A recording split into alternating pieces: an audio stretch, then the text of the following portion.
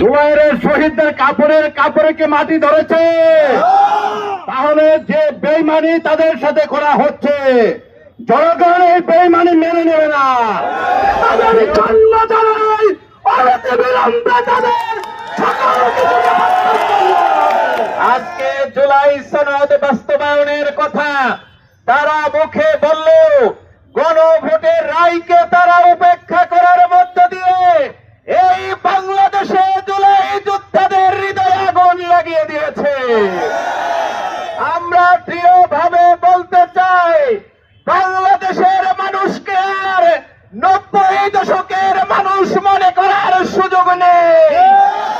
এই দেশের মানুষ 5 আগস্ট যেভাবে চলে উঠেছিল, আবার যদি এই দেশের স্বার্থ বিনষ্টকারী কোন উদ্যোগ নেওয়া হয়, তার জন্য মানুষ সবাই প্রস্তুত আছে।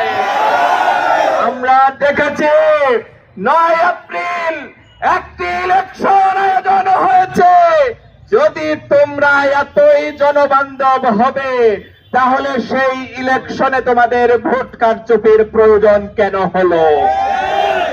বাংলাদেশে মাগুরাতে যে নির্বাচন দেখেছিল মানুষ 90 দশকে, 2026 এসে জুলাই যোদ্ধাদের রক্তের উপর দাঁড়িয়ে সেই ধরনের নির্বাচন মানুষের হৃদয়কে ক্ষত বিক্ষত করেছে।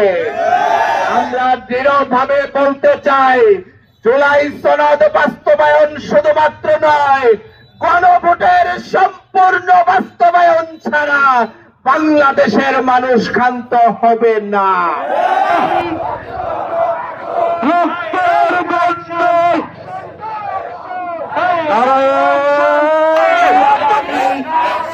শুধু